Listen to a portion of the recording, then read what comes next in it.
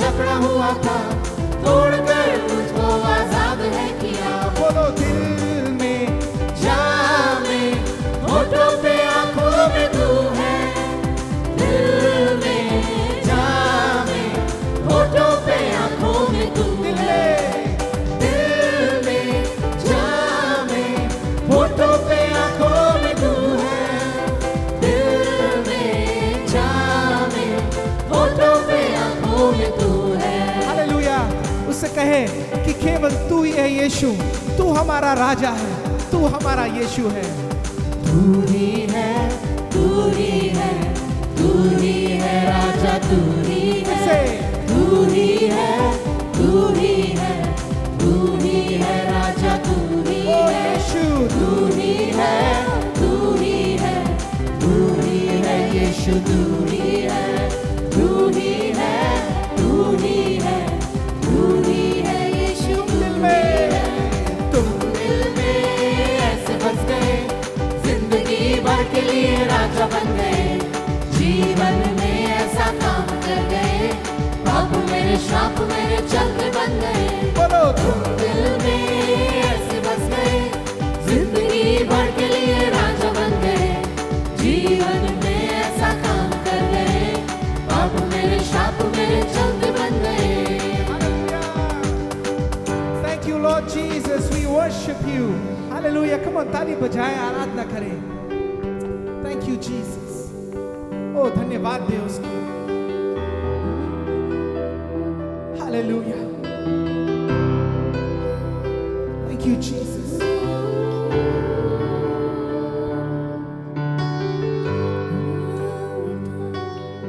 Thank you that when you come in our lives are no more the same. Yes, You change it, Lord. Yes, Lord. You exchange our weaknesses with your strength. There is no one like you. No one like you. Come on. अपनी आवाज उठाकर उससे कहे, प्रभु तेरे जैसा कोई नहीं।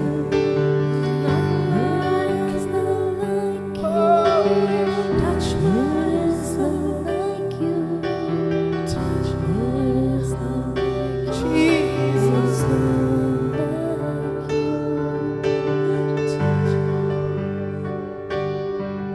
मुझे बचा।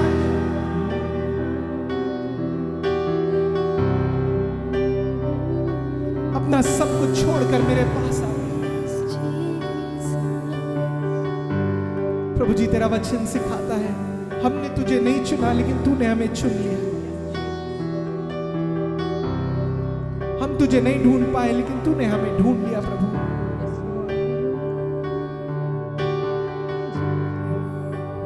पापों की कीचड़ में से हमें तूने बाहर निकाल लिया। Like stuck in a quicksand where there was no hope, Jesus, you came in our lives. That's why we thank you, Lord. Lord, in reverence we bow down before you, O Lord, and we say that thank you, Jesus. Because there is no one like you. Beautiful, beautiful Lord. Beautiful Lord. Thank you, Jesus.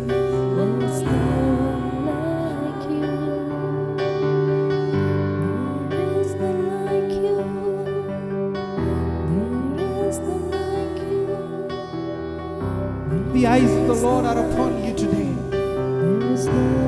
उसकी आंखें आपके ऊपर लगी हुई हैं। Thank you, Jesus. हर अंधेरे में आज यीशु मसीह रोशनी देना चाहता है। Hallelujah.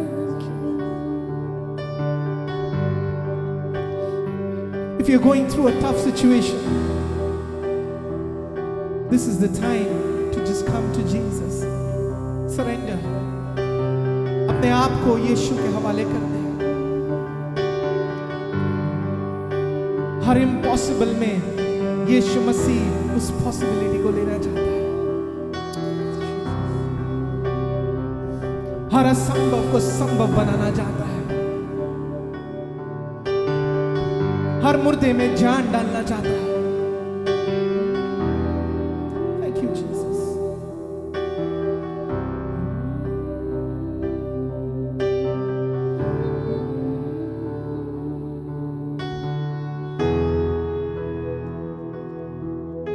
We worship you.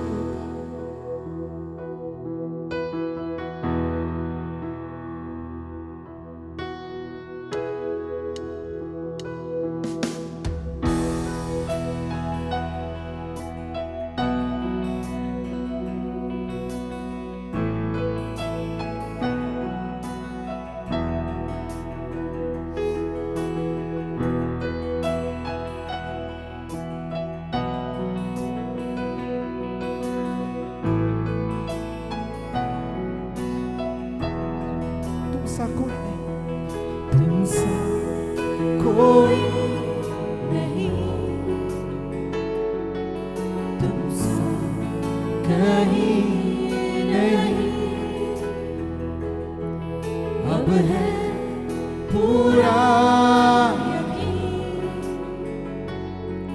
तुमसा कोई नहीं। फिर से एक बार उसे कहें, तुमसा कोई नहीं, तुमसा कहीं नहीं।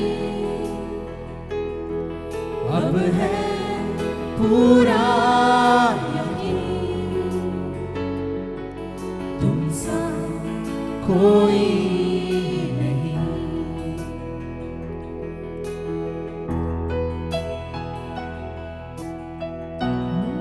Worship you, Lord.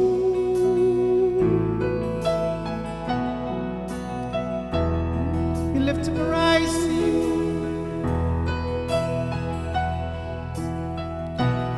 Is there like you?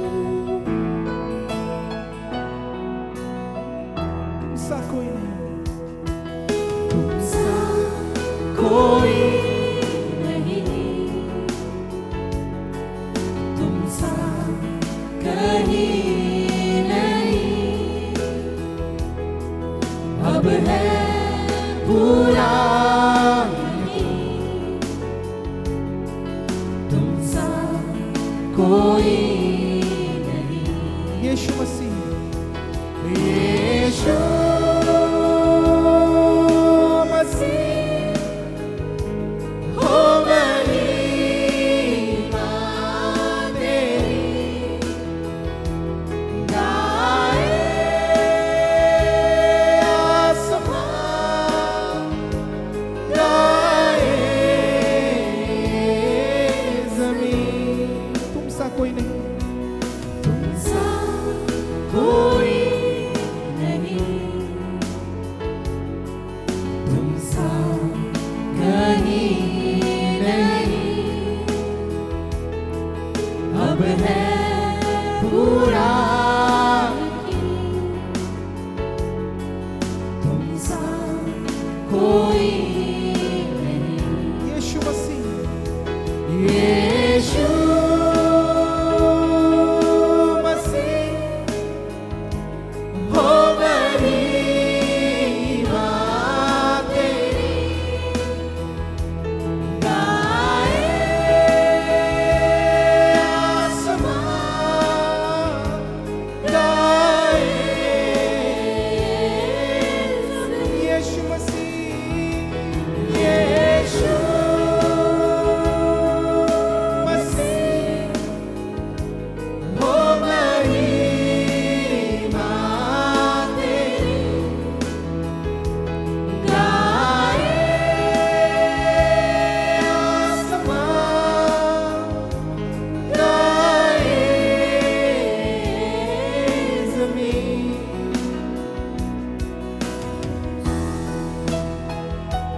worship you.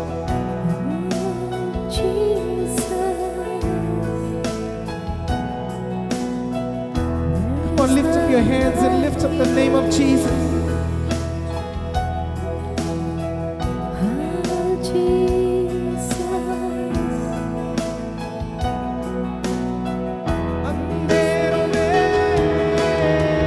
अंधेरों में तू रोशनी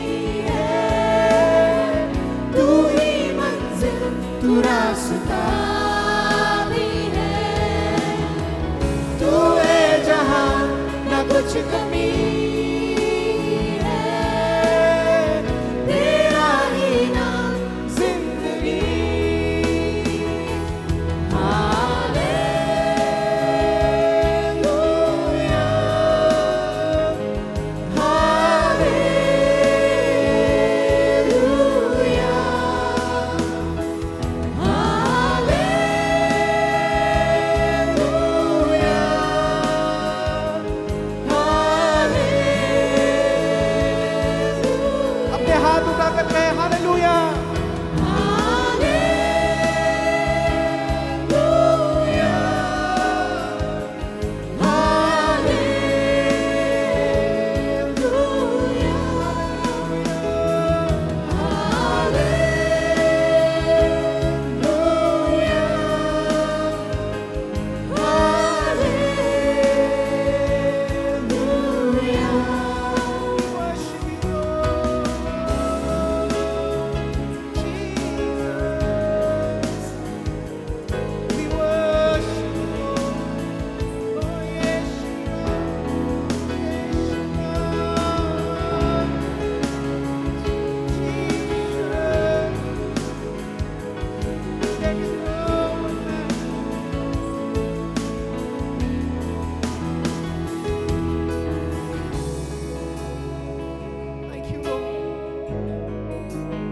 Thank you that you're with us today. Jesus.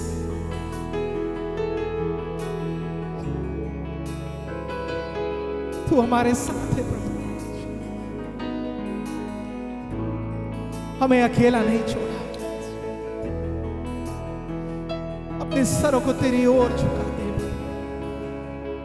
Thank you, Lord.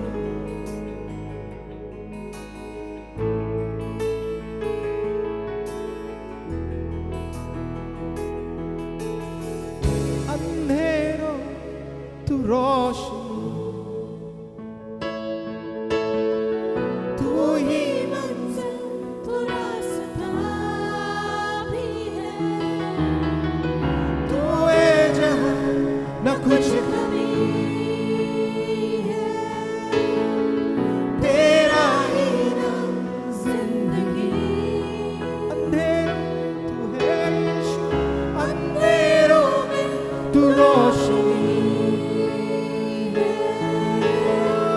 तू ही मंजिल, तू रास्ता भी है। तू है जहां न कुछ कमी है, Oh, thank you, Jesus. तेरा ही नाम जिंदगी। तू ही हमारी जिंदगी, तू ही हमारी बंदगी। Thank you, Lord.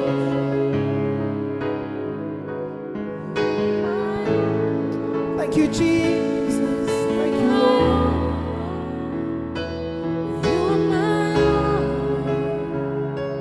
Oh, you are my all. we desire for more and more of you, Lord. Today, as we are worshiping in your presence, Lord, one thing that we ask and one thing we desire, that Lord, we would worship you, that we would be found in the secret place.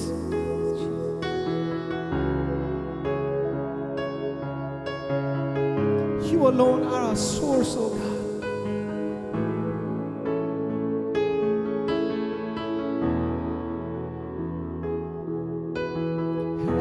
As the deep panted for the water, so my soul longs after you. Tell it to him, you alone. You alone Are my heart's desire, and I long to worship you. Come on, everybody, lift up your hands and say, as the deer. As the deer panted for the water, so my soul longs after you. You alone are my heart's desire, and I long to worship you. You alone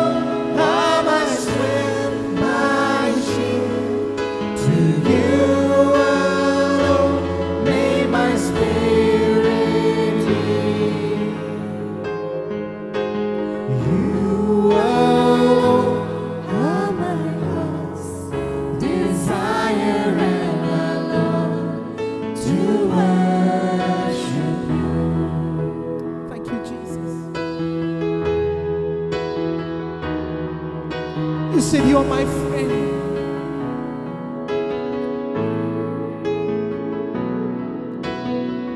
Even though you are a king, you came down for me as a friend, as a brother, as a lover. And that's why I say, Lord, I love you more than anything.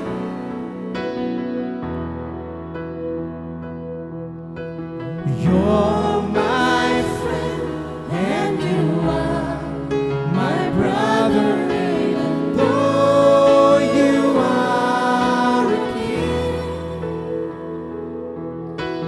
I love you more than any other, so much more than anything. Tell it to him one more time. You're my friend. You're my friend, and you are my brother, even though you are a king. And I love you more than any other, so much more than anything. You, Lord, are my strength, Lord. You alone are my strength, my shield. To you alone may my spirit yield. You alone are my heart's desire, and I long to worship you. I want you, and I want you more than gold or silver. Only you can satisfy. You alone are the real joy giver and the apple of my eye. I want you. I want you more than gold or silver. Only you can satisfy.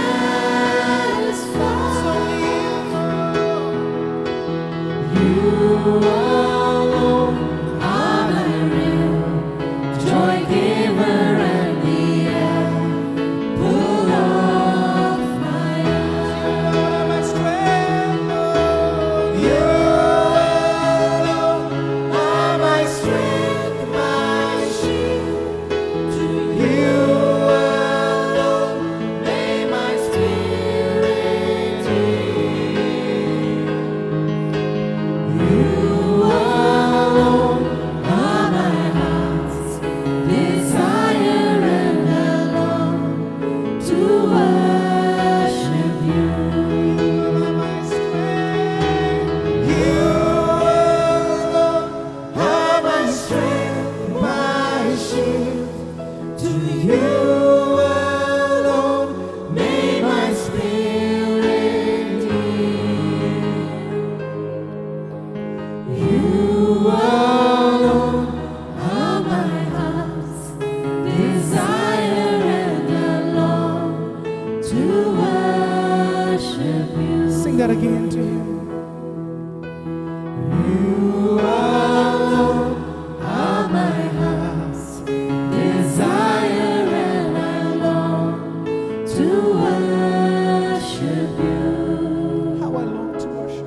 How I long to worship you. Yes, I long to worship you.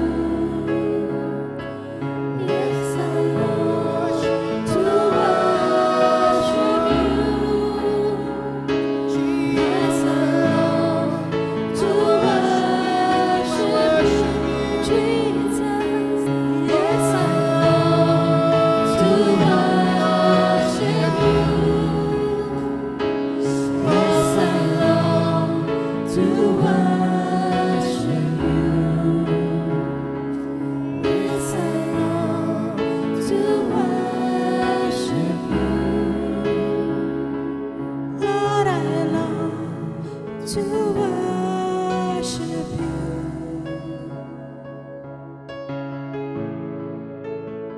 Second Corinthians 9:7 में लिखा है, Each one must give as he has decided in his heart, not reluctantly or under compulsion, for God loves a cheerful giver.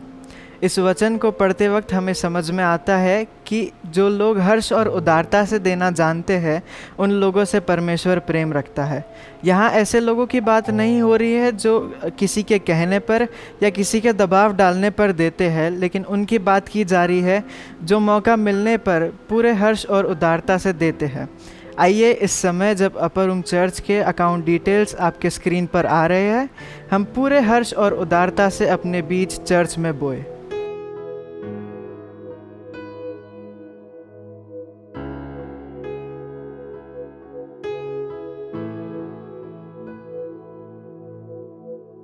आइए अब हम देखते हैं कि जो बीज आपने हमारे चर्च में बोए हैं उससे हम लोगों के लिए कैसे मददगार ठहर पाए हैं।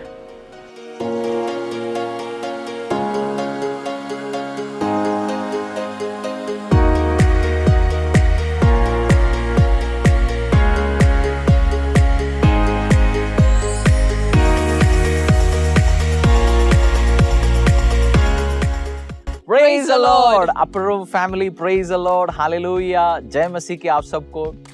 We want to say thank you, Pastor Joshua, Pastor May, and their team of Upper Room family, the leadership, all the families of Upper Room. जैसे आपने हमारी हर प्रोजेक्ट के साथ आप हर बार अड़े और खड़े रहा है ना, be it Jesus Kitchen और be it the church shifting. आप जानते हैं हमारी चर्च, जैसे पास्टर जोशुआ के साथ मैंने शेयर किया था, we are shifting to a new place and उसके लिए एक शेड बनाना है जहां हम अभी लोग बैठे हैं। This is going to be the platform, the stage is going to be here. Construction activities हो रहे हैं अभी, जैसे आप पिक्चर्स में अभी देख सकते हैं बहुत सारे। इधर स्टेज होना है, बैप्टिज्म टैंक बन चुका है, हमारी एक जनरेटर शिफ्ट हो गया, कुछ वॉशरूम्स बन रहे हैं, इधर पूरी शेड होना है। So we are making shed and it's very expensive project. और बट जैसे मैंने पास्टर जोशुआ के साथ डिस्कस किया, उन्होंने बोला don't worry, we will stand with you throughout और as a brother, as a covering. आपकी चर्च और आपकी टीम, आपकी फैमिली हमारे साथ ऑलवेज है। And thank you so much upper room for building, for being a major, for playing a major role in building this church and the ministry. We want to say thank you. Thank you. May our God bless you. And many things need to be done. And it's a big project, and we were not having that much finance, and Pastor Joshua helped us. Thank you so much for standing with us. We want to say thank you. Many things need to be done, and I pray when your construction project goes on, may our good Lord bless you richly. जैसे एक statement है, what you make happen for others, God will make it happen for you. So I pray what you have made it happen for us, possible for us, God will make it happen for you and your family. Thank you for sowing, thank you for providing for, not only for this, Jesus Kitchen, all of our projects, standing with us and encouraging us and praying for us. Pastor D would like to have a word of prayer for you and your family and entire Upper Room. We want to keep you in prayers. Thank you, Upper Room, once again. And before I pray, I just want to say, जब भी अपर room का support has come to our church, we have seen an abundance in our finances, in our resources also. बरकत है, yes. बरकत है, तो really thank you Pastor Joshua, Pastor May, and entire family of Upper Room. We all just want to say thank you. Yes. On behalf of Jesus Kitchen, on behalf of Temple of the Most High God Church, we want to say thank you. Let's pray. Yes.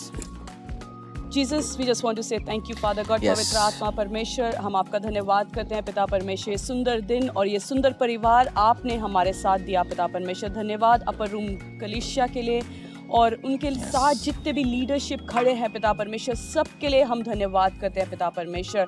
धन्यवाद खुदावन, जैसे वो हमारे जीवन में Jesus kitchen में और कलीसिया के कंस्ट्रक्शन के लिए वो बोते हैं पिता परमेश्वर। Lord, you are a God of multiplication.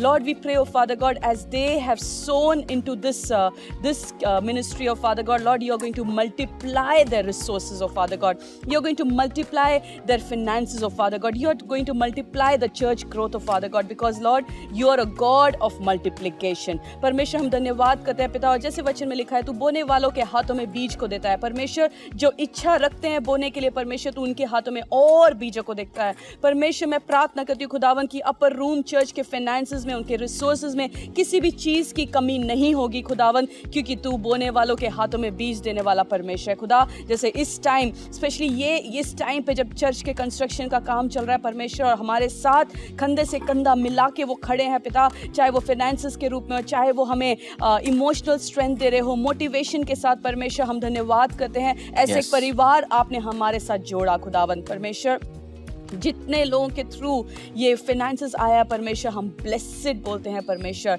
Lord let the kitchen be blessed, Lord let the finances be blessed, let the resources be blessed, because Lord you are a God of multiplication. Lord we want to say thank you, and Lord how great you are, and the things that you've done are, Lord, mysterious and marvelous, oh Father God. Once again we want to say thank you. In Jesus' name we ask and pray. Amen. Amen. Thank you. Thank you. Baba.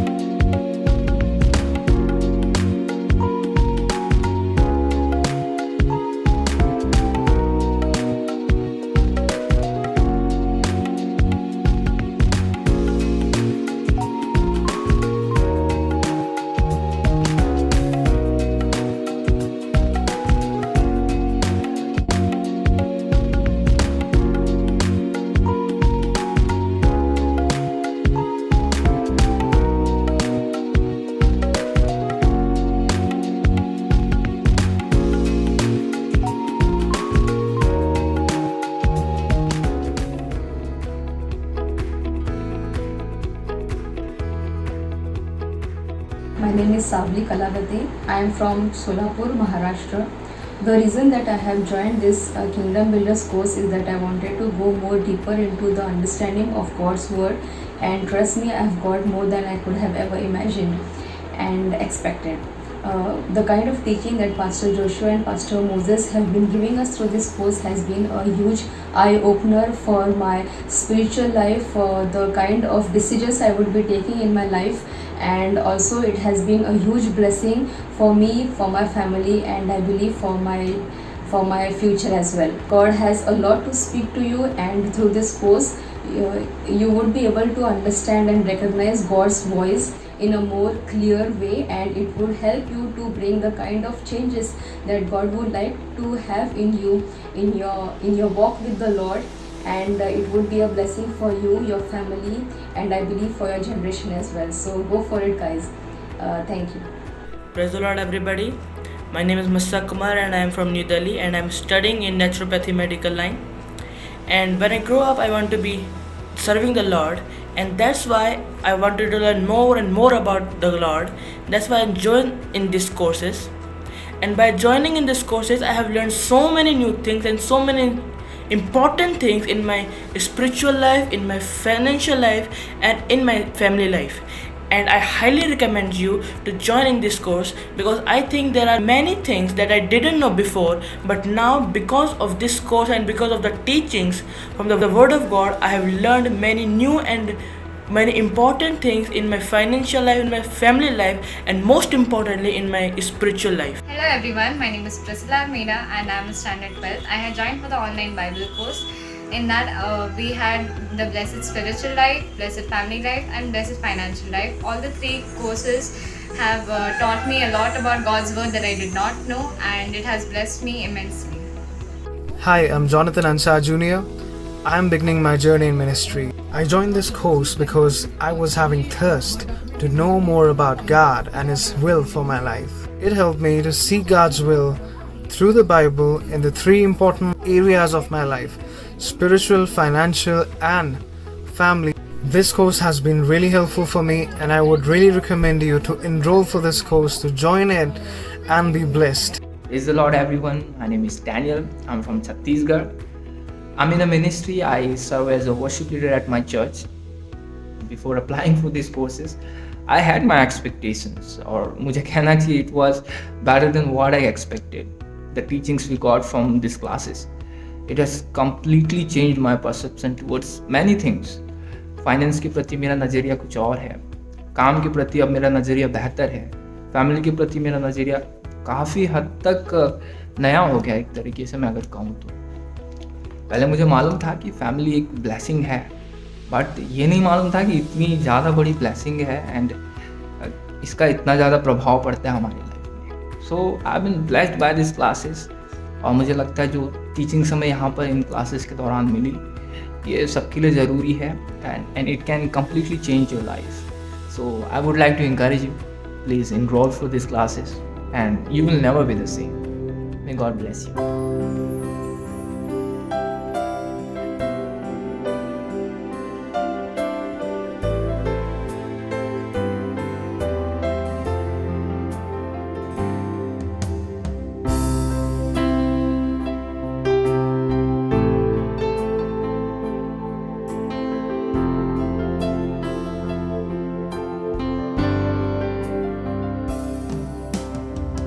तेरे उपकारों के लिए धन्यवाद, तेरी करुणा के लिए धन्यवाद, तेरे उपकारों के लिए धन्यवाद, तेरी करुणा के लिए धन्यवाद।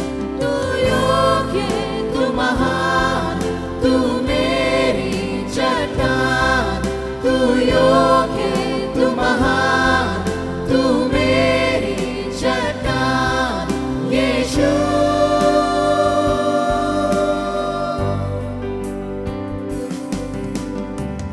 तेरी मोहब्बत के लिए धन्यवाद, तेरी दया के लिए धन्यवाद, तेरी मोहब्बत के लिए धन्यवाद, तेरी दया के लिए धन्यवाद।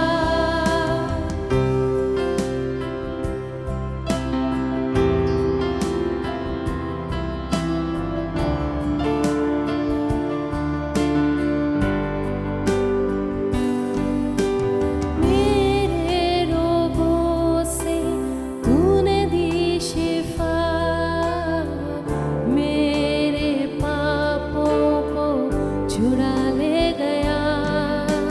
मेरे रोगों से तूने दी शिफा, मेरे पापों को छुड़ा ले गया। तू योग्य, तू महान, तू मेरी चट्टान, तू योग्य, तू महान, तू मेरी चट्टान, यीशु।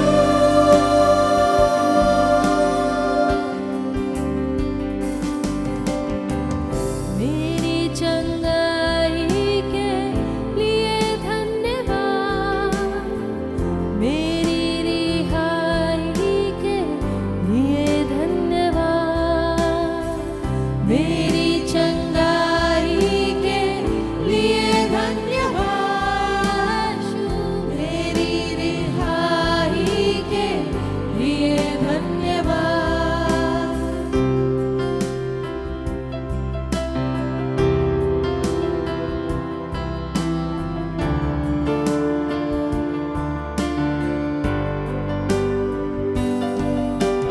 यहोवा भला, सदा का प्रभु, उसकी करुणा तो सदा ही की है। यहोवा भला, सदा का प्रभु, उसकी करुणा तो सदा ही की है। तू योग्य, तू महान, तू मेरी चट्टान, तू योग्य, तू महान, तू मेरी चट्टान, यीशु।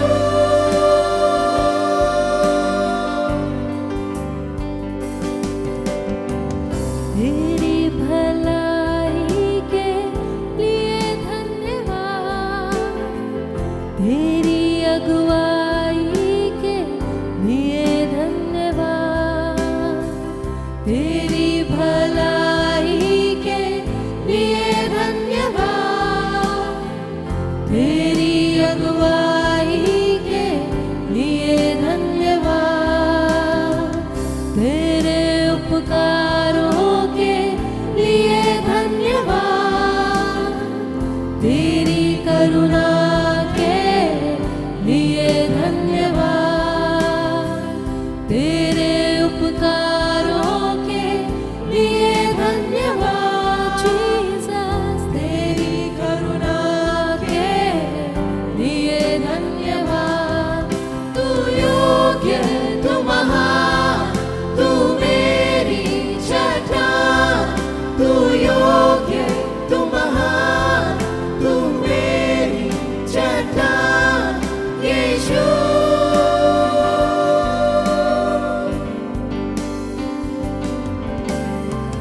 तेरी मोहब्बत के लिए धन्यवाद, तेरी दया के लिए धन्यवाद, तेरी मोहब्बत के लिए धन्यवाद, तेरी दया के लिए धन्यवाद, तेरी मोहब्बत के लिए धन्यवाद, तेरी दया के लिए धन्यवाद।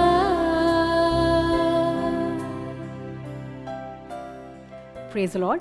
प्रभु यीशु मसीह के नाम से आप सबका अपर रूम की संडे सर्विस में एक बार फिर से स्वागत करती हूँ। धन्यवाद करना चाहती हूँ आप सबका जो हमारे साथ एक बार फिर जुड़े हैं, और मेरी ये प्रार्थना है कि परमेश्वर का यही वचन आपकी और मेरी सहायता करे कि हम परमेश्वर के स्वरूप में एक अंश और बढ़ जाएं। ये आदतें जो हम पिछले कुछ हफ्तों से सीख रहे हैं, ये हमारी सहायता करे कि हमारा मन परमेश्वर की तरह हो जाए। पिछले हफ्ते हमने सीखा था लॉयल हार्ट के बारे में, एक वफादार मन के बारे में, एक ऐसा मन जो किसी सिचुएशन में नहीं वरन हर परिस्थिति में परमेश्वर के साथ लॉयल बना रहता है, परमेश्वर के साथ वफादार बना रहता है। और ना केवल परमेश्वर के साथ, एक व्यक्ति जो लॉयल हार्ट कैरी करता है वो हर सिचुएशन में लॉयल रहता है, चाहे फिर वो उसका परिवार हो या उसके दोस्त हों या फिर वो ऐसी जगह जहाँ वो जॉब करता है, उनकी अथॉरिटीज़, वो हर जगह पर हर सिचुएशन में, चाहे सिचुएशन उसके फेवर में हो या ना हो, वो वफादार बना रहता है। और ऐसा व्यक्ति जो परमेश्वर के साथ वफादार बना रहता है, किसी रीति से अपना प्रतिफल खोने ना पाएगा। बाइबल में ऐसे बहुत से लोग हैं जिन्होंने एक बड़ी कीमत चुकाई है परमेश्वर के साथ वफादार बने रहने की, पर अंत में एक बड़ा प्रतिफल उन्होंने पाया है। ऐसे ही एक व्यक्ति की बात आपसे करना चाहती हूँ। आप और मैं जानते हैं अब्राहम के बारे में। हम जानते हैं कि अब्राहम जब 100 वर्ष के थे तो परमेश्वर ने उन्हें एक पुत्र दिया जिसका नाम इसहाक था, और अब्राहम अपने उस पुत्र को बहुत प्यार करते थे। और 22वें पद में, उत्पत्ति के 22वें पद में लिखा है कि परमेश्वर ने परीक्षा लेने के लिए अब्राहम से कहा कि अपने इकलौते पुत्र को मेरे लिए बलि कर दे। मेरे साथ निकालिए उत्पत्ति उसका 22वां अध्याय, उसके दूसरे पद में आपको ये बात पढ़ने को मिलेगी। उसने कहा, अपने पुत्र को अर्थात अपने एकलौते पुत्र इसहाक को, जिससे तू प्रेम रखता है, संग लेकर मोरिया देश में चला जा और वहां उसको एक पहाड़ के ऊपर, जो मैं तुझे बताऊंगा, होम बलि करके चढ़ा। मेरे साथ इमेजिन कीजिए, अब्राहम को एक पुत्र हुआ है जब अब्राहम 100 वर्ष के हैं, और इस समय इसहाक की उम्र करीब 12 या 13 साल की है, और परमेश्वर कह रहे हैं कि अपने उस पुत्र को ले जाकर मोरिया पर्वत पर मेरे लिए बलि करके चढ़ा। एक पिता की मेंटल सिचुएशन सोचिए, वो इस समय किस हालात से निकल रहे होंगे, उनके मन में क्या क्या विचार आ रहे होंगे, पर इन सब विचारों के परे उन्होंने परमेश्वर के साथ लॉयल्टी को बनाए रखा, परमेश्वर के प्रति वफादारी को बनाए रखा, और उन्होंने परमेश्वर को अपने पुत्र के ऊपर चुना। और परमेश्वर ने जैसे जैसे उन्हें कहा था वैसा वैसा अब्राहम ने किया। वो अपने पुत्र को लेकर चले और मोरिया पर्वत की ओर बढ़ने लगे। और बाइबल को अगर आप इसको पढ़ेंगे, दूसरे पद से अगर आगे पढ़ेंगे तो आपको पढ़ने में मिलेगा कि अब्राहम ने इसहाक को उस जगह पर जहाँ परमेश्वर ने बताया था एक होम बलि करके वहाँ लिटा दिया, और छुरा निकाल के उसको बलि करने ही वाले थे कि इतने में एक दूत ने आके उन्हें रोक लिया। और मेरे साथ पढ़िए इसी अध्याय का, इसी 22nd चैप्टर का 12th वर्स। उसने कहा, उस लड़के पर हाथ मत बढ़ा और ना उससे कुछ कर, क्योंकि तूने जो मुझसे अपने पुत्र वरन अपने इकलौते पुत्र को भी नहीं रख छोड़ा, इससे मैं अब जान गया कि तू परमेश्वर का भय मानता है। उत्पत्ति 22वें अध्याय के दूसरे पद में जब परमेश्वर अब्राहम से बात कर रहे हैं तो परमेश्वर ने इसहाक के लिए 3 संबोधन इस्तेमाल किए हैं। लिखा है कि तू अपने पुत्र को, अर्थात अपने इकलौते पुत्र को जिससे तू प्रेम रखता है, मोरिया देश को लेके चला जा। 3 संबोधन परमेश्वर ने इसहाक के लिए इस्तेमाल किए हैं, तेरा पुत्र, तेरा इकलौता पुत्र और जिससे तू प्रेम करता है। पर 22वें पद में, 22वें अध्याय के 12वें पद में कुछ बदल गया है, परमेश्वर का स्टेटमेंट बदल गया है। इस बार 12वें अध्याय में परमेश्वर कहते हैं, उत्पत्ति के 22वें अध्याय के 12वें पद में परमेश्वर कहते हैं कि उस पर हाथ मत बढ़ा, क्योंकि तूने जो मुझसे अपने पुत्र को वरन अपने इकलौते पुत्र को भी नहीं रख छोड़ा। तीसरी बात मिसिंग है। यहाँ परमेश्वर नहीं कह रहे जिससे तू प्रेम करता है, क्योंकि उत्पत्ति 22वें अध्याय के 2 पद से लेकर 12वें पद के बीच में कुछ ऐसा हुआ है जिसने परमेश्वर को मजबूर कर दिया कि उनका स्टेटमेंट चेंज हो गया। 3 बातें पहली बोली गई, परमेश्वर ने 3 बातें कही इसहाक के लिए, पर 12वें पद तक आकर सिर्फ 2 बातें बोल रहे हैं। एक बात मिसिंग है, क्योंकि अब्राहम ने अपने एक्शन से, अपनी बातों से प्रूव किया है कि मैं अपने पुत्र से बढ़ के तुझसे प्रेम करता हूँ, मैं अपने पुत्र से बढ़कर तेरे लिए वफादार हूँ। और इस बात के लिए परमेश्वर ने कहा कि तेरा पुत्र, तेरा इकलौता पुत्र, क्योंकि अब परमेश्वर ये बात नहीं बोल सकते जिससे तू प्रेम करता है, क्योंकि अब्राहम ने इस बात को अपने एक्शन से प्रूव किया है कि मैं अपने पुत्र से बढ़ के तुझको प्रेम करता हूँ। एक बड़ा सैक्रिफाइस, एक बड़ी कीमत अब्राहम ने चुकाई है। आप सोच के देखिए, वो लंबा सफ़र, जिस सफ़र पे वो निकले थे, 3 दिन का सफ़र था, क्या क्या उनके दिमाग में आ रहा होगा। उनका मन कर रहा होगा अब मैं लौट जाता हूँ, मेरा इकलौता पुत्र है, मुझे इस उम्र में आके मिला है, पता नहीं आगे मेरा पुत्र होगा कि नहीं होगा। क्या क्या विचार उनके मन में आ रहे होंगे। पर उन सब विचारों को परे करके अब्राहम ने परमेश्वर की आवाज़ को सुना और अब्राहम अपने पुत्र को बलि करने के लिए मोरिया पर्वत पे चले गए। और आपको बताऊं, ये कीमत जो अब्राहम ने चुकाई है, इसका एक बड़ा प्रतिफल परमेश्वर ने उनको दिया। मेरे साथ पढ़िए उत्पत्ति 22वां अध्याय, उसका 16वां और 17वां पद। यहोवा की यह वाणी है कि मैं अपनी ही यह शपथ खाता हूँ कि तूने जो यह काम किया है कि अपने पुत्र वरन अपने एकलौते पुत्र को भी नहीं रख छोड़ा, इस कारण मैं निश्चय तुझे आशीष दूंगा और निश्चय तेरे वंश को आकाश के तारागण और समुद्र के तीर की बालू के किनकों के समान अनगिनत करूंगा और तेरे वंश अपने शत्रुओं के नगरों का अधिकारी होगा। हालेलुया। परमेश्वर ने कहा मैं तेरे वंश को आकाश के तारागण की तरह बढ़ाऊंगा। एक बड़ी आशीष परमेश्वर ने अब्राहम को दी। और सबसे अच्छी बात, सबसे ब्लेसेड बात जो मुझे लगती है, परमेश्वर ने अब्राहम से उनका पुत्र भी नहीं लिया। वो कॉस्ट जिसको पे करने के लिए, वो कीमत जिसको अदा करने के लिए अब्राहम तैयार थे, परमेश्वर ने अब्राहम को वो कीमत भी चुकाने के लिए नहीं दिया। आप और मैं जब परमेश्वर के साथ ईमानदार बन जाते हैं तो परमेश्वर आपको और मुझको चेक करने के लिए कई बार एक डिफ़िकल्ट सिचुएशन में लेकर जाते हैं। पर विश्वास जानिए, परमेश्वर और आपसे और मुझसे प्रेम करते हैं। वो आपको और मुझे ऐसा कोई काम नहीं देंगे जो आपकी और मेरी क्षमता से बाहर है, जो आपके और मेरे सहने से बाहर है। आपके और मेरी ज़िंदगी में भी बहुत से इसहाक हैं। अब्राहम के लिए इसहाक था, हो सकता है आपके और मेरे लिए मेरी जॉब हो जो मेरे परमेश्वर से ज़्यादा प्यारी हो, वो मेरी ज़िंदगी का इसहाक हो। और मुझे बोलने दीजिए, हो सकता है आपकी मिनिस्ट्री आपका इसहाक हो, जिसको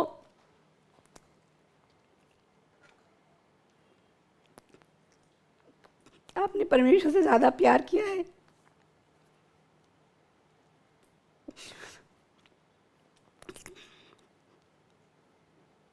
हम लोग बहुत समय लगाकर एक मिनिस्ट्री खड़ी करते हैं, लोगों में बोते हैं, और एक दिन परमेश्वर कहता है उसको छोड़कर मेरे पीछे हो ले। क्या आप और मैं उस इसहाक को बलिदान करने के लिए तैयार हैं? क्या वो बड़ी कीमत देने के लिए आप और मैं तैयार हैं जब परमेश्वर कहता है कि अपने इसहाक को मेरे लिए बलिदान कर दे?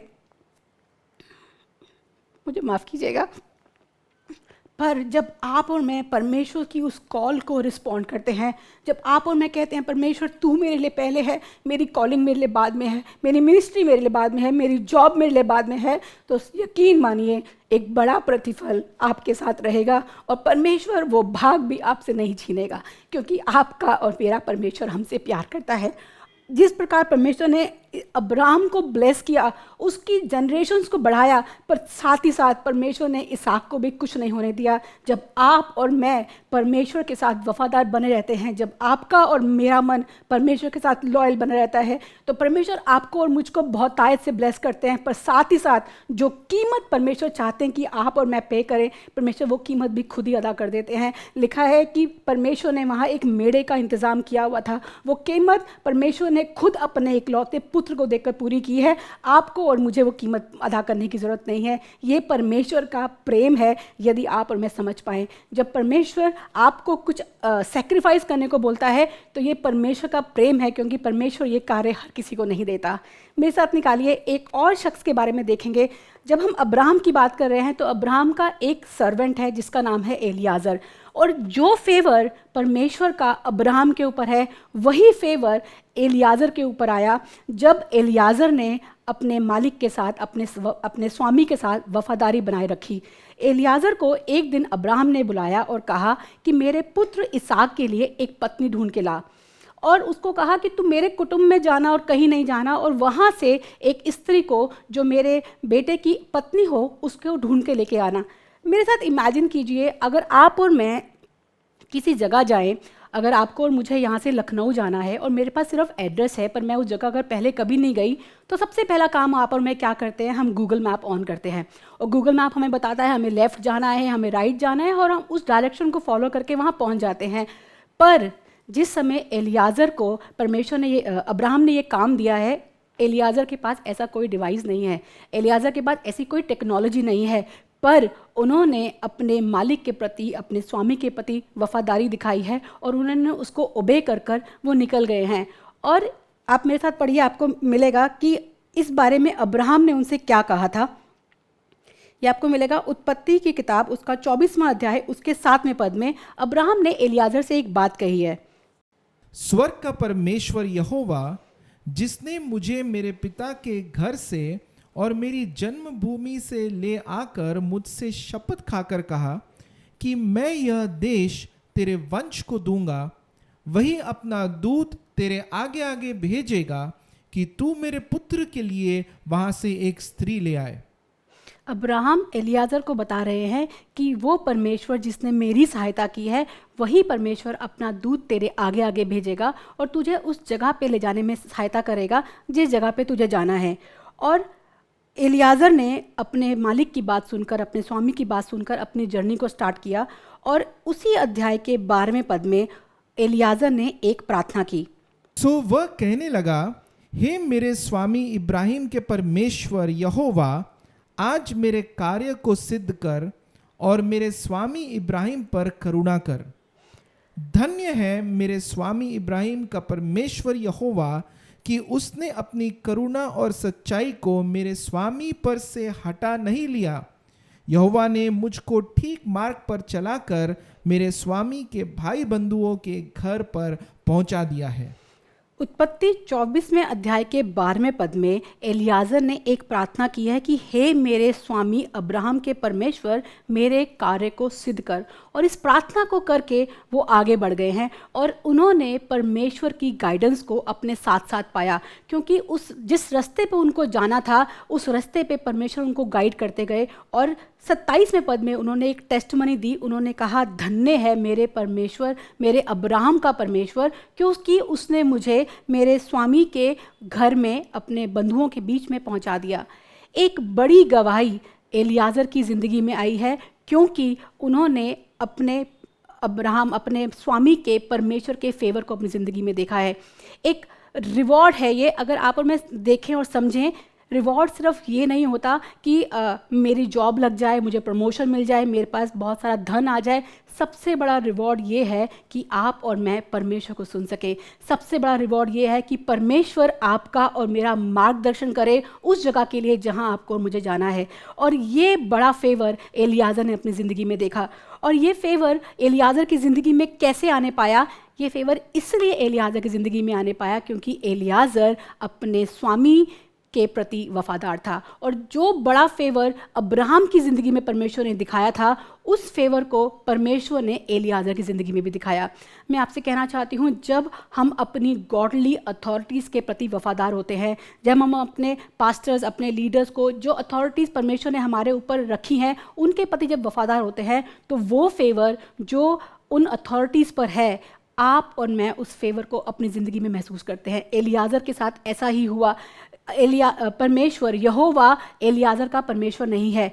वो कहता है कि वो मेरे स्वामी अब्राहम का परमेश्वर है, पर उसके बावजूद भी एलियाजर ने यहोवा के अभिषेक को, यहोवा की करुणा को, यहोवा के बड़े फेवर को अपनी ज़िंदगी में देखा, क्योंकि वो अपने मालिक के प्रति वफादार था और क्योंकि वो अब्राहम का परमेश्वर था, अब्राहम के साथ भी वफादार बना रहा और अब्राहम के बाद उसके दास के साथ भी वफादार बना रहा। आप और मैं जब गॉडली अथॉरिटीज़ को सबमिट करते हैं, आप और मैं जब गॉडली अथॉरिटीज़ के साथ वफादार बने रहते हैं, तो वो फेवर जो परमेश्वर का उस जन पर है, जो जिसको परमेश्वर ने आपके और मेरे ऊपर अपॉइंट किया है, वही फेवर परमेश्वर आपके और मेरे ऊपर भी लेके आते हैं। तो बहुत ज़रूरी है हमारे लिए उस कीमत को चुकाने के लिए हाँ करना जो लॉयल हार्ट को कैरी करने की होती है।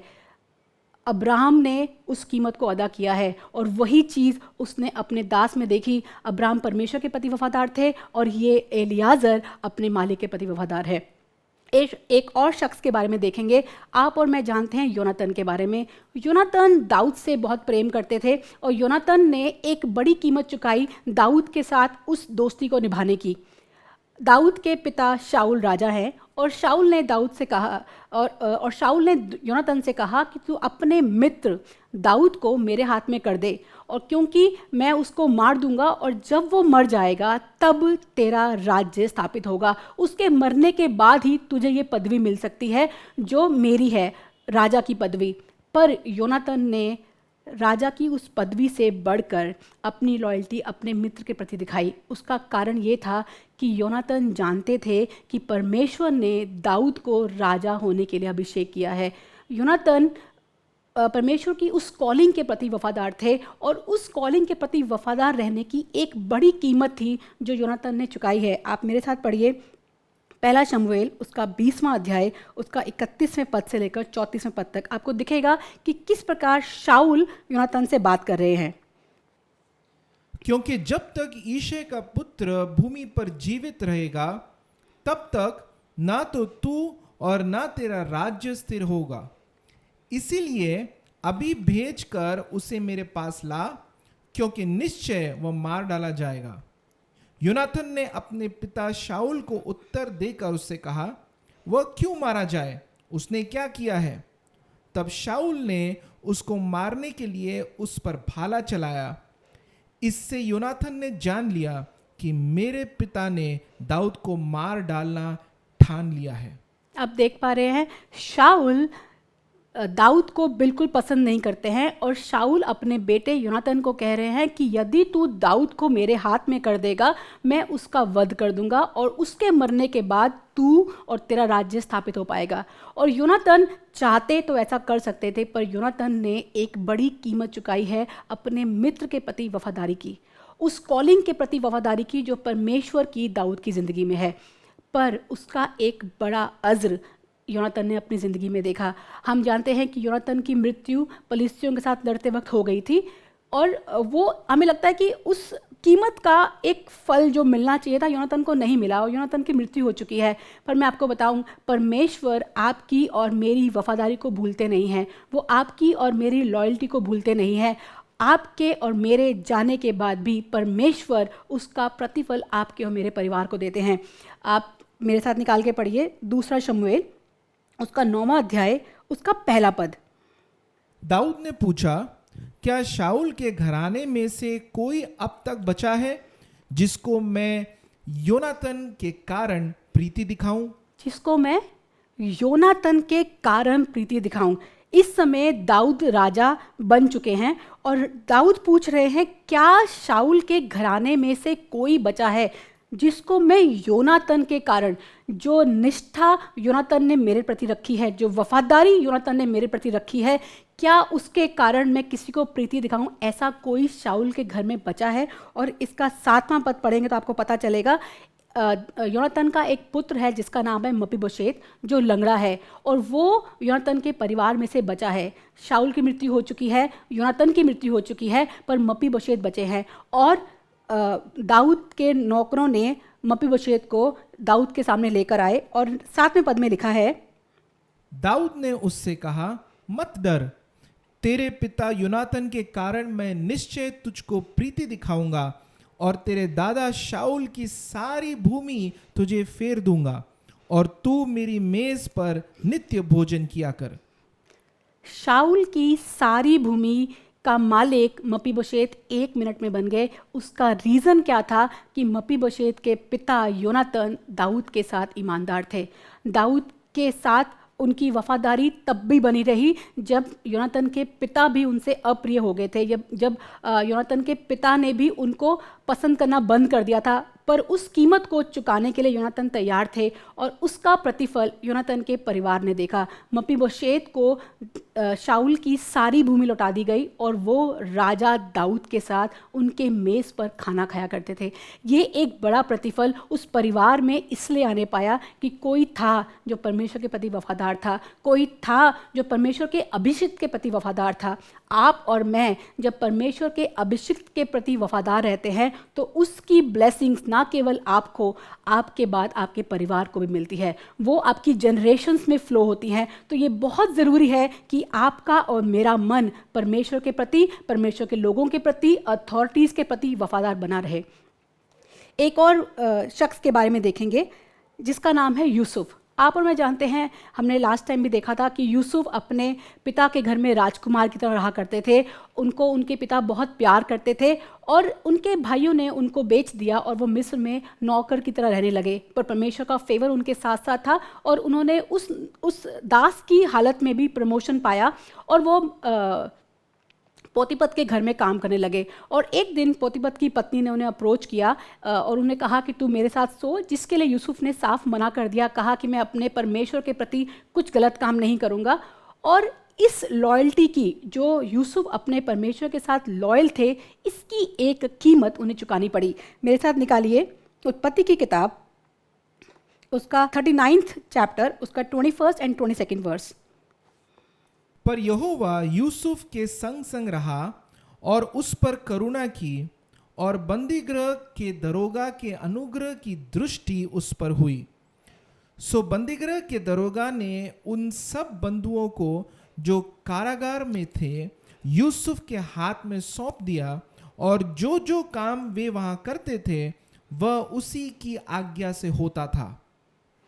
ये फेवर यूसुफ पर आया जब यूसुफ बंदी गृह में गए। इससे पहले क्या हुआ, जब पोतीपत की पत्नी ने कहा कि मैंने उसको अप्रोच नहीं किया था, वरन यूसुफ ने मुझे अप्रोच किया था, तो पोतीपत बहुत क्रोधित हो गए और उन्होंने यूसुफ को जेल में डाल दिया। पर परमेश्वर का अनुग्रह यूसुफ के साथ बना रहा। जब आप और मैं परमेश्वर के साथ वफादार बने रहते हैं तो चाहे हम बंदी गृह में क्यों ना हो, चाहे हमारी सिचुएशन खराब क्यों ना हो, परमेश्वर हमारे संग संग रहता है। और लिखा है परमेश्वर बंदी गृह में भी यूसुफ के संग संग था और उसमें उस बंदी गृह में भी जितने दास थे, जितने कैदी थे, उन सब के ऊपर दरोगा ने अथॉरिटीज़ पे यूसुफ को प्लेस किया था और वो जो भी काम करते थे वो यूसुफ की आज्ञा से करते थे। तो जब आप और मैं परमेश्वर के प्रति ईमानदार रहते हैं, जब आप और मैं उस बड़ी कीमत को चुकाने के लिए तैयार हो जाते हैं जो परमेश्वर के साथ लॉयल बने रहने की है, तो परमेश्वर उसका प्रतिफल देते हैं। बंदी गृह में भी, दासत्व की हालत में भी उसका प्रमोशन मिस नहीं हुआ। और ना केवल दासत्व की हालत में बंदी गृह में उनको प्रमोशन मिला, 2 साल के बाद वो फिरौन के सामने खड़े थे। फिरौन ने एक स्वप्न देखा था जिसका साफ साफ अर्थ यूसुफ ने बताया और जब यूसुफ ने उसका अर्थ बताया तो फिरौन ने उनसे एक बात कही। आपको मिलेगा उत्पत्ति का 41st चैप्टर, उसका 39th and 40th वर्स। फिर फिरौन ने यूसुफ से कहा, परमेश्वर ने जो तुझे इतना ज्ञान दिया है कि तेरे तुल्य कोई समझदार और बुद्धिमान नहीं, इस कारण तू मेरे घर का अधिकारी होगा और तेरी आज्ञा के अनुसार मेरी सारी प्रजा चलेगी। केवल राजगद्दी के विषय मैं तुझसे बड़ा ठहरूंगा। एक बड़ा फेवर यूसुफ की ज़िंदगी में आया। उसका कारण ये था कि सिचुएशन उनके फेवर में ना होने के बावजूद भी उन्होंने परमेश्वर के साथ लॉयल होना नहीं छोड़ा। चाहे सिचुएशन कितनी भी डिफ़िकल्ट होती रही, यूसुफ ने परमेश्वर को सबसे ऊपर रखा और उस बात का एक प्रतिफल यूसुफ को मिला कि वो जहाँ जहाँ भी गए उनकी ज़िंदगी में प्रमोशन ऐड होता गया। वो एक दास की हालत में थे और उनका प्रमोशन हुआ, वो पोतीपत के घर में अधिकारी हुए। वहाँ से वो जब उनको जेल में डाला गया तो दरोगा ने उनको अधिकारी बना दिया, और वहाँ से जब वो फ़िरौन के सामने पहुँचे तो फ़िरौन ने कहा, तुझ जैसा व्यक्ति, तुझ जैसा बुद्धिमान व्यक्ति और कहाँ पाया जाएगा, और मेरी राजगद्दी को छोड़कर मेरी सारी प्रजा वो कार्य करेगी जिसकी आज्ञा तू देगा। और इस सारी प्रजा में पोतीपत भी आते हैं, और इस सारी प्रजा में पोतीपत की पत्नी भी आती है। जब आप और मैं परमेश्वर के साथ वफादार बने रहते हैं तो वो लोग जिन्होंने हमारे साथ गलत किया होता है, वो लोग जिन्होंने हमारे साथ हम पे गलत एलिगेशन लगाए होते हैं, वो लोगों को भी परमेश्वर आपके सामने नम्र कर देता है, उन लोगों को भी परमेश्वर आपके सामने झुका देता है। तो ये बहुत बहुत बहुत ज़रूरी है कि आप और मैं परमेश्वर के प्रति, परमेश्वर के लोगों के प्रति, परमेश्वर की अथॉरिटीज़ के प्रति ईमानदार बने रहें। उसकी कीमत तो ज़रूर है, पर उसका एक बड़ा प्रतिफल भी है। एक और शख्स के बारे में देखेंगे, रूथ। हमने पिछले हफ्ते देखा था कि रूथ किस प्रकार अपने परिवार के साथ लॉयल बनी रही, किस प्रकार वो अपने परिवार के साथ ईमानदार बनी रही जब सिचुएशंस बहुत ख़राब थी।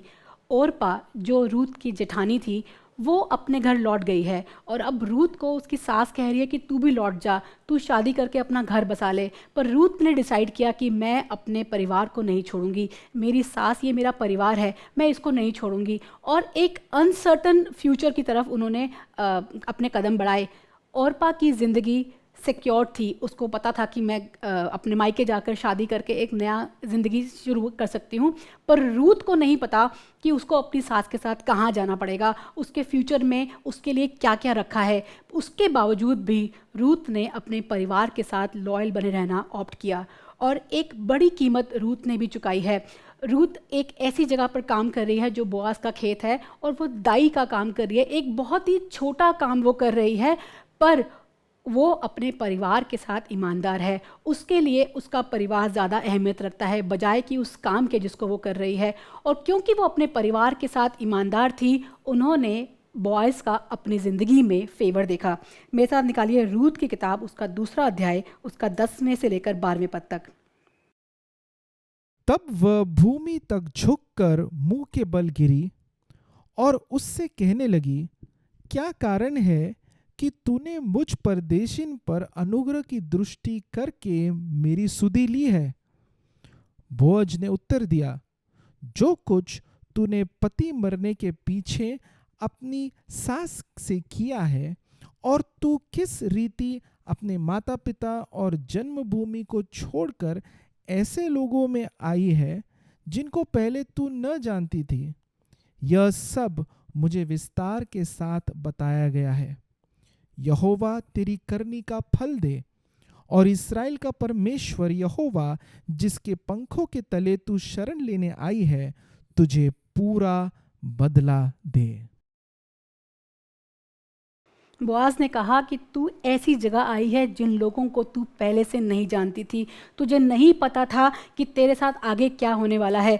एक बड़ी कीमत थी जब हमें नहीं पता होता कि फ्यूचर हमारे लिए क्या होल्ड कर रहा है, तब भी जब हम परमेश्वर की आवाज़ सुनकर अपने परिवार के साथ ईमानदार बने रहते हैं तो परमेश्वर उसका बड़ा प्रतिफल देता है। और यदि आप इस किताब को आगे पढ़ेंगे, बोआज ने रूथ से शादी की है, और सिर्फ यही प्रतिफल नहीं कि वो एक धनी व्यक्ति की पत्नी बन गई है, पर इससे बड़ा प्रतिफल परमेश्वर ने रूथ को दिया है। आप और मैं जानते हैं कि जब वंशावली लिखी जाती है तो दादा, पिता, बेटा, इस तरह से वंशावली लिखी जाती है, आदमियों के नाम पर वंशावली लिखी जाती है। पर यीशु मसीह की वंशावली में 5 औरतों का जिक्र है, उसमें से एक नाम रूथ का है। रूथ ने यीशु मसीह की वंशावली में जगह पाई है। जब आप अपने परिवार के साथ ईमानदार बने रहते हैं तो परमेश्वर आपको अपने परिवार का हिस्सा बनाते हैं। मेरे साथ निकालिए मत्ती की किताब, उसका 1 अध्याय, उसके 5वें से लेकर 7वें पद तक। और सलमोन और राहब से बोअज उत्पन्न हुआ, और बोअज और रूथ से ओबेद उत्पन्न हुआ, आमीन। और ओबेद से यिशै उत्पन्न हुआ, और यिशै से दाऊद राजा उत्पन्न हुआ, और दाऊद से सुलेमान उस स्त्री से उत्पन्न हुआ जो पहले उरिया की पत्नी थी। आप देख रहे हैं यीशु मसीह की वंशावली में एक के बाद एक आदमियों के नाम आ रहे हैं, पर इस वंशावली में केवल 5 स्त्रियों के नाम है, जिसमें से एक रूथ है। आप और मैं अपने निष्ठावान मन के द्वारा, जब आप और मैं ईमानदारी रखते हैं, उस ईमानदारी के द्वारा हम परमेश्वर के परिवार का हिस्सा बन जाते हैं। परमेश्वर आपकी और मेरी वफादारी को जो हम अपने परिवार के प्रति रखते हैं उसको ऑनर करते हैं, और परमेश्वर आपको और मुझे अपनी उस डिवाइन फैमिली का हिस्सा बना लेते हैं।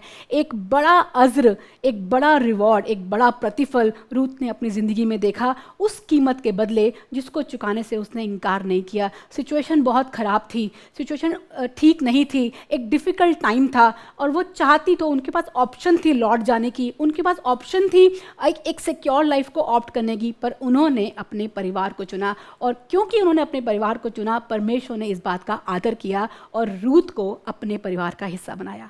Praise the Lord. आपसे अपनी ज़िंदगी की एक टेस्टमनी शेयर करना चाहती हूँ। 2004 की बात है, मैं कॉल सेंटर में जॉब करने के लिए गई और मेरा इंटरव्यू था। मुझे पता चला कि फ्रेशर्स को कम सैलरी मिलती है और जो एक्सपीरियंस होते हैं उनको ज़्यादा सैलरी मिलती है, और उस समय मेरी फाइनेंशियल कंडीशन ठीक नहीं थी और मुझे पैसों की ज़रूरत थी, और मैंने वहाँ झूठ बोल दिया कि मुझे एक्सपीरियंस है, और उन्होंने मुझे ज़्यादा सैलरी पर हायर कर लिया, और अगले दिन से ऑफिस स्टार्ट हो गया। और मेरी जॉब का पहला ही दिन था कि उन्होंने कहा कि जितने भी एक्सपीरियंस लोग हैं वो कल कॉलिंग करेंगे, और मुझे कॉलिंग का कोई एक्सपीरियंस नहीं था, मुझे कॉलिंग करना नहीं आता था। यूएस और यूके में कॉलिंग करना था, मुझे बिल्कुल भी नहीं आता था, और मेरे हाथ पैर कांप गए और मैंने हेडफोन उतार के फेंक दिया। और पर परमेश्वर का अनुग्रह रहा, उस पूरे टाइम में भी, उस पूरे ड्यूरेशन में परमेश्वर मेरे साथ साथ बने रहे। मैं गलत थी पर परमेश्वर ने मेरा साथ नहीं छोड़ा, और मैं वहाँ से उस सफ़र को पूरा कर पाई। पर उस दिन मैंने अपने आप से एक प्रॉमिस किया कि मैं आज के बाद जॉब लेने के लिए तो एटलीस्ट कभी झूठ नहीं बोलूँगी, कोशिश करूँगी कि मैं परमेश्वर के प्रति ईमानदार बनी रहूँ। मैं नहीं कह रही कि मैं परमेश्वर के साथ 100% ईमानदार हूँ, सिर्फ एक कोशिश है जो करने की कोशिश करती हूँ। और कुछ समय के बाद मेरी शादी हो गई, मैं गाज़ियाबाद रहने लगी, और मेरा ऑफिस हौस खास में था। एक अच्छा खासा डिस्टेंस है, 1.5 घंटा 2 घंटा रोज़ आने जाने में लगता था। और मैंने सोचा कि मैं आसपास ही कहीं जॉब देख लूँगी, और मैंने नोएडा में एक जॉब के लिए इंटरव्यू दिया, और मेरे सारे राउंड क्लियर हो गए। बस एक फाइनल राउंड जो वहाँ के बॉस थे उनके साथ रह गया था, HR राउंड सारे क्लियर हो गए। और जिस दिन मेरा फाइनल राउंड था नोएडा में, उससे जस्ट एक दिन पहले हौस खास वाले ऑफिस में मेरे और मेरे बॉस का कुछ आर्गुमेंट हो गया, और मैंने वो जॉब छोड़ दिया। और हौस खास कंपनी में जहाँ मैं जॉब करती थी वहाँ मेरी सैलरी 20,000 थी, और यहाँ नोएडा में मेरी तनख्वाह HR से बात होकर 23,000 फिक्स हो गई थी। उन्होंने कहा था कि हम आपको इतना इंक्रीमेंट दे सकते हैं, और 23,000 में बात पक्की हो गई थी, और मैंने कहा था इट्स ओके, मुझे सैलरी में कोई प्रॉब्लम नहीं है, मैं ज्वाइन कर लूँगी। और नेक्स्ट डे जब मैंने जॉब छोड़ दिया हौस खास का, उसके नेक्स्ट डे जब मेरा इंटरव्यू था, मेरे बॉस ने मुझसे पूछा कि दीपा तुम कब ज्वाइन कर सकते हो, और मैंने उन्हें बताया कि सर मैंने कल ही अपना जॉब छोड़ा है, तो मैं आपको कल से ही ज्वाइन कर सकती हूँ, मुझे नोटिस पीरियड सर्व करने की ज़रूरत नहीं है। और जब मेरे बॉस को पता चला कि मैं जॉब नहीं कर रही, तो उन्होंने मुझे कहा कि हम आपको 20,000 ही दे सकते हैं, आपको कोई इंक्रीमेंट नहीं दे पाएंगे, आप जॉब करना चाहते हैं तो बता दीजिए, वरना आप जा सकते हैं। और सबसे पहला थॉट जो मेरे मन में आया, मेरे दिमाग में आया, वो यही था कि ये जो मैंने सच बोला है इसकी कीमत है कि मेरा इंक्रीमेंट मिस हो गया। और पर उसके बावजूद भी मैंने उनको कहा इट्स ओके, और मैंने वो डॉक्यूमेंट साइन कर दिए। उन्होंने मुझे ऑफ़र लेटर दिया जिसमें 20,000 लिखा था, मैंने साइन कर दिया, और अगले दिन से मैंने जॉब ज्वाइन कर लिया। और मेरी जॉब का पहला दिन था, और मेरे बॉस ने मुझसे पूछा कि दीपा तुम थोड़ा सा अपसेट दिख रहे हो, क्या हुआ? तो मैंने उनसे कहा कि सर एटलीस्ट मेरे ऑफ़र लेटर में 23,000 लिख दीजिए, मुझे इन हैंड 20 ही दे दीजिएगा, पर एटलीस्ट एक इंक्रीमेंट मेरे ऑफ़र लेटर में दिख जाएगा। अगर मैं कहीं और ज्वाइन करूँगी तो मैं बता पाऊँगी कि मैंने इंक्रीज सैलरी पे यहाँ ज्वाइन किया था। और मेरे बॉस ने मुझे कहा कि दीपा कल जब तुम इंटरव्यू देने के टाइम पर तुमने मुझे बताया कि तुमने वो जॉब छोड़ दी है, उस समय ही मैंने अपने मन में ठान लिया था कि मैं तुम्हें इंक्रीज सैलरी दूंगा। उसका रीज़न ये था कि मैं HR का ही जॉब कर रही थी। उन्होंने मुझे कहा एक HR के लिए डॉक्यूमेंट्स मैनिपुलेट करना कोई बड़ी चीज़ नहीं है, एक झूठा एक्सपीरियंस लेटर बनाना बड़ी बात नहीं है, और तुम चाहती तो एक एक्सपीरियंस लेटर बनाकर दे सकती थी जिसमें तुम 15 दिन बाद की डेट मेंशन कर सकती थी, पर तुमने ऐसा कुछ नहीं किया, और तुमने साफ साफ बता दिया कि तुम्हारे पास आज जॉब नहीं है। एंड बीइंग एन HR मुझे पता है जब आपके हाथ में जॉब नहीं होती तो HR इस बात पर नेगोशिएट करते हैं, और वही मेरे साथ हुआ। पर मेरे बॉस ने मुझे कहा कि सिर्फ इस बात से कि तुम सच बोल रही थी, मैंने कल ही डिसाइड कर लिया था कि मैं तुम्हें सैलरी बढ़ा कर दूंगा। और उन्होंने मेरी सैलरी 23 नहीं 25 दी, और ये बड़ी गवाही मैंने देखी। और पहले ही दिन, मेरे जॉब के पहले ही दिन मैंने 25% का इंक्रीमेंट पाया, और ऐसी गवाही मैंने आज से पहले नहीं सुनी थी। और मैं ये बताना चाहती हूँ कि आपकी और मेरी ज़िंदगी में परमेश्वर इससे बड़ी बड़ी गवाहियाँ दे सकते हैं यदि आप और मैं परमेश्वर के साथ ईमानदार बने रहें। परमेश्वर आपके और मेरे एफर्ट्स को कभी भी इग्नोर नहीं करते हैं। परमेश्वर आपकी और मेरी निष्ठा को जो हम परमेश्वर के प्रति रखते हैं उसको कभी इग्नोर नहीं करते हैं, और परमेश्वर उसका रिवॉर्ड आपको और मुझे हाँ और आमीन से देते हैं। एक और छोटी सी टेस्टमनी मुझे याद आ रही है, आपके साथ बांटना चाहती हूँ। बात काफ़ी पुरानी है। मैं एक कंप्यूटर सेंटर में एक फैकल्टी का जॉब करती थी। 4 दिनों की हमारी कन्वेंशन मीटिंग थी, और मैंने अपने सर से कहा कि मुझे 4 दिन की छुट्टी चाहिए, और मैं उसके बदले ओवर वर्क, मतलब लाइक एक्स्ट्रा वर्क कर लूँगी, संडेज़ को आ जाऊँगी, सैटरडे को आ जाऊँगी, ओवर टाइम कर लूँगी, पर मुझे ये 4 दिन की छुट्टी चाहिए। और मेरे बॉस ने साफ मना कर दिया। उन्होंने कहा छुट्टी नहीं मिल सकती, तुम्हें जॉब छोड़नी तो तुम जॉब छोड़ दो। और मैंने वो जॉब छोड़ दी। मैं आपको बिल्कुल भी एंकरेज नहीं कर रही कि आप अपनी जॉब छोड़ दीजिए, मैं सिर्फ अपना एक्सपीरियंस आपसे शेयर कर रही हूँ। और मैंने वो 4 दिन की मीटिंग अटेंड की। उस समय मेरी तनख्वाह 1800 रुपये थी उस कंप्यूटर सेंटर में जहाँ मैं जॉब करती थी। 4 दिन की मीटिंग के बाद 5वें दिन मैं इंटरव्यू पे गई, और जिस जगह मैंने इंटरव्यू दिया वहाँ मेरी सैलरी जो डिसाइड हुई वो 3600 थी, जस्ट डबल अमाउंट। और जिस समय मैंने ये कॉल लिया था कि मैं परमेश्वर को पहला स्थान दूंगी, वो जॉब मेरे लिए मेरा इसहाक नहीं बनेगा, मेरे लिए मेरा परमेश्वर रहेगा। और जब मैंने परमेश्वर के लिए उस कॉल को लिया तो परमेश्वर ने उस बात का आदर किया। और 4 दिन की मीटिंग के बाद 5वें दिन जब मैं इंटरव्यू के लिए गई तो मेरी तनख्वाह डबल थी। परमेश्वर आपके और मेरे स्टेप्स का आदर करते हैं। मैं आपको इस बात के लिए एंकरेज नहीं कर रही कि आप अपनी जॉब छोड़ दीजिए, पर मैं आपको बता रही हूँ परमेश्वर आपकी और मेरी ज़िंदगी में अलग अलग तरीके से काम करते हैं। आप और मैं अलग अलग तरीके से परमेश्वर के साथ अपनी ईमानदारी को प्रूव करते हैं, और परमेश्वर उस बात का आदर करते हैं। मेरे साथ ऐसा हुआ कि जब मैंने परमेश्वर को ऊपर रखा और अपनी जॉब को सेकेंडरी किया, परमेश्वर ने उस बात का आदर किया और मुझे एक ऐसी जॉब से ब्लेस किया जहां मेरी सैलरी डबल थी। आपको एक और जगह लेके जाना चाहती हूं जो आपको मिलेगा, मत्ती की किताब, उसका 24वां अध्याय, उसका 4 पद से लेकर 12वें पद तक। यीशु ने उनको उत्तर दिया, सावधान रहो, कोई तुम्हें न भरमाने पाए, क्योंकि बहुत से ऐसे होंगे जो मेरे नाम से आकर कहेंगे कि मैं मसीह हूं, और बहुतों को भरमाएंगे। तुम लड़ाइयों की चर्चा सुनोगे, देखो घबरा ना जाना, क्योंकि इनका होना अवश्य है, परंतु उस समय अंत न होगा। क्योंकि जाति पर जाति और राज्य पर राज्य चढ़ाई करेगा, और जगह जगह अकाल पड़ेंगे और भूईडोल होंगे। ये सब बातें पीड़ाओं का आरंभ होंगी। तब वे क्लेश दिलाने के लिए तुम्हें पकड़वाएंगे और तुम्हें मार डालेंगे, और मेरे नाम के कारण सब जातियों के लोग तुमसे बैर रखेंगे।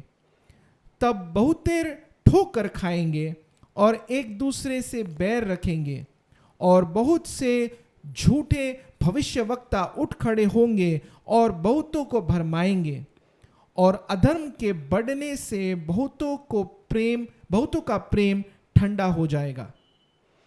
लिखा है कि आप और मैं इस बात को आज एक्सपीरियंस कर सकते हैं। हम देख रहे हैं बहुत सी ऐसी चीज़ें हो रही हैं जो आज से पहले नहीं थी। अलग अलग सी बीमारियां आ रही हैं, बहुत जगह से न्यूज़ आ रही हैं, यहाँ पर अर्थक्वेक आ गया, वहाँ पर बाढ़ आ गई, ये सब न्यूज़ हम सुन रहे हैं। और ऐसे समय पर परमेश्वर के प्रति हमारा प्यार ठंडा हो जाएगा। लिखा है अधर्म के बढ़ने से बहुतों का प्यार ठंडा हो जाएगा।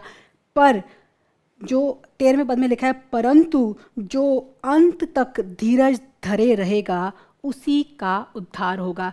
हमारे उद्धार की एक कीमत है कि हमें परमेश्वर के साथ अंत समय तक वफादार बने रहना है। चाहे समय ठीक हो या ना हो, चाहे सिचुएशन अच्छी हो या ना हो, चाहे आपके और मेरे लाइफ में प्रॉब्लम्स हों, हमें इन सब प्रॉब्लम के बावजूद भी अपने परमेश्वर के साथ प्रेम बनाए रखना है। लिखा है अधर्म के बढ़ने से प्रेम ठंडा हो जाएगा। हो सकता है आज आप महसूस कर रहे हो कि वो प्रेम, जिस प्रेम से मैंने यीशु मसीह को पहले दिन प्रेम किया था, आज वो प्रेम कहीं ठंडा हो गया है। आज मेरे मन में परमेश्वर के लिए वैसा प्रेम नहीं है। आज परमेश्वर के लिए मेरे अंदर वैसी सी इच्छा नहीं है जैसी पहले दिन थी। कहीं ना कहीं मैं अपने आप को परमेश्वर में ठंडा पाता हूँ। तो उसका कारण ये है कि ये जो सिचुएशंस हमारे बीच में आई हैं, इन्होंने कहीं ना कहीं हमको ठंडा कर दिया है। कहीं ना कहीं आपका और मेरा प्रेम परमेश्वर के लिए ठंडा पड़ गया है।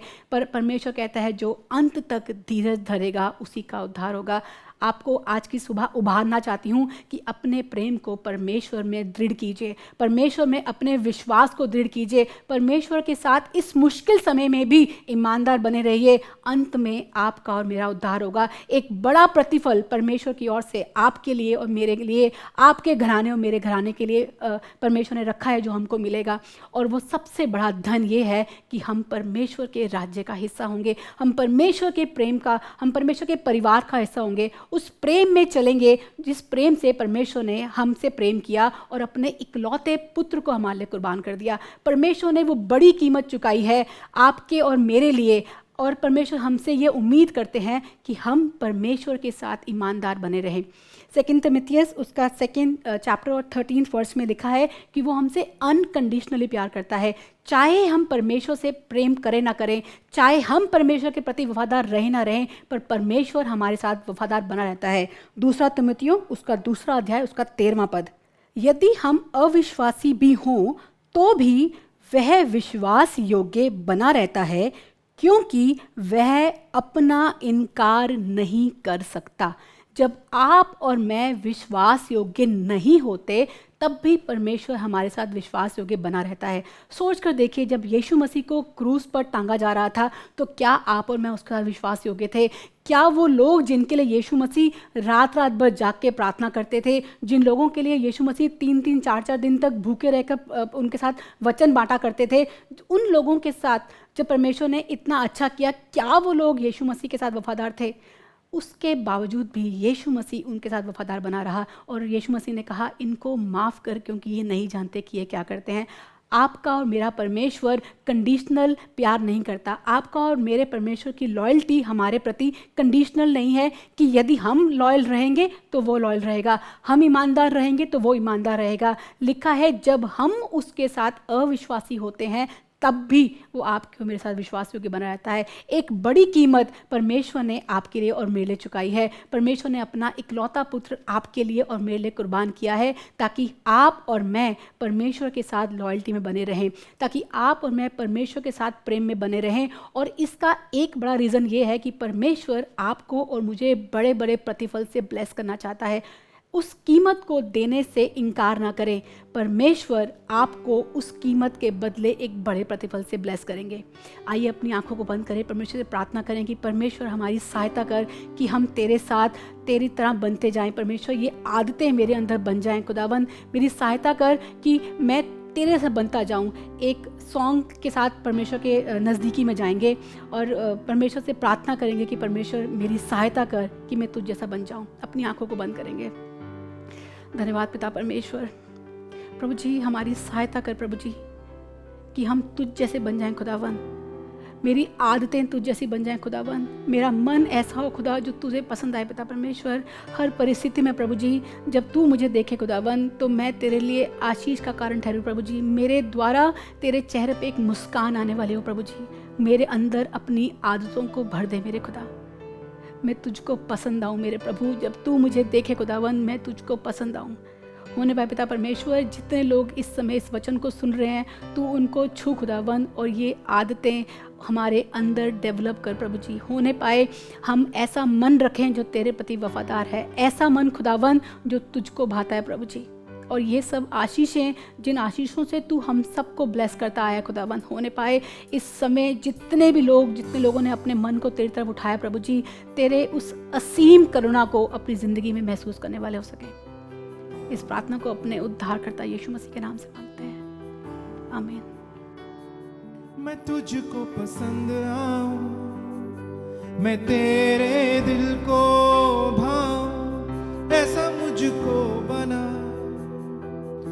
ऐसा मुझको बना, मैं तुझको पसंद आऊं, मैं तेरे दिल को भाऊं। ऐसा मुझको बना, ऐसा मुझको बना।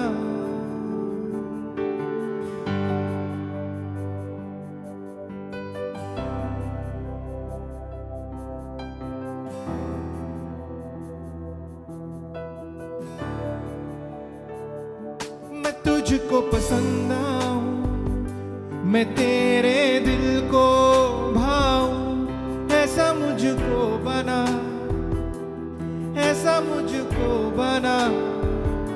मैं तुझको पसंद आऊं, मैं तेरे दिल को भाऊं। ऐसा मुझको बना, ऐसा मुझको बना।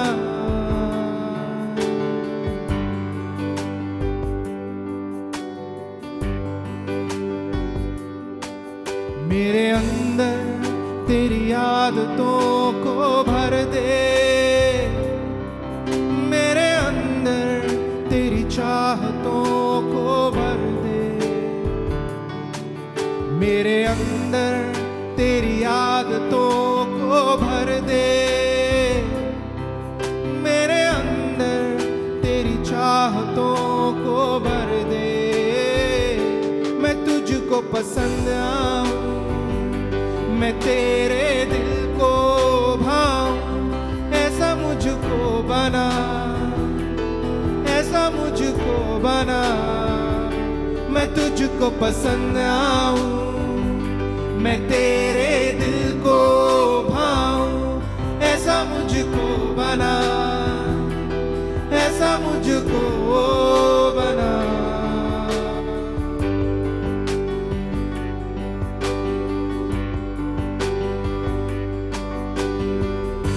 मैं ना करूं मेरे मन की,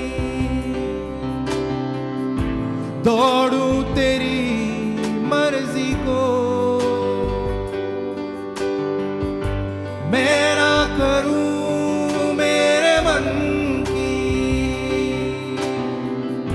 दौड़ूं तेरी मर्जी को।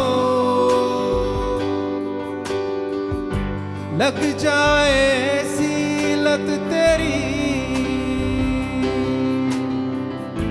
कुछ और ना अब रिझाए।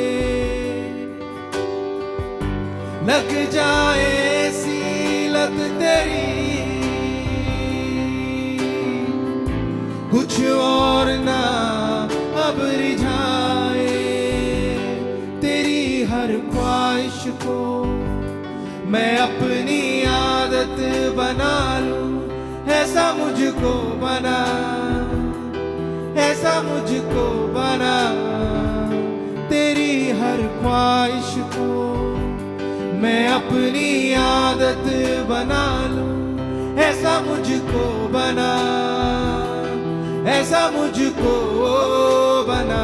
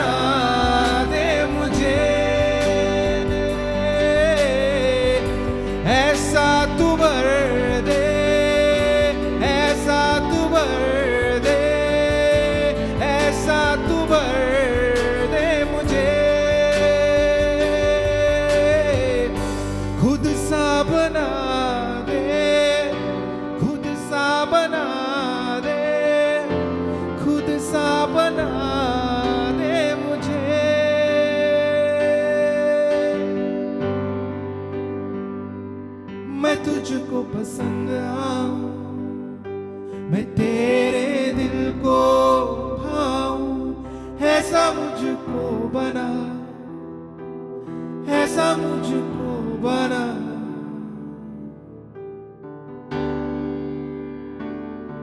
तेरी हर ख्वाहिश को मैं अपनी आदत बना लूं, ऐसा मुझको बना,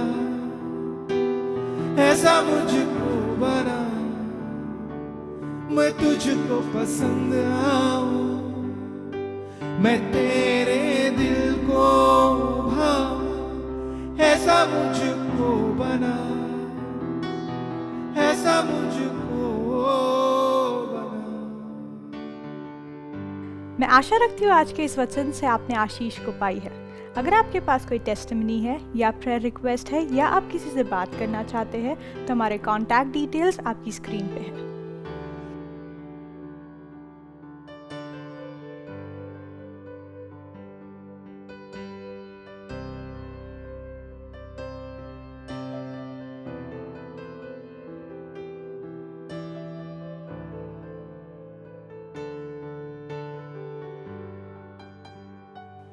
If you would like to be a financial partner or sow a seed, then our account details are also on your screen.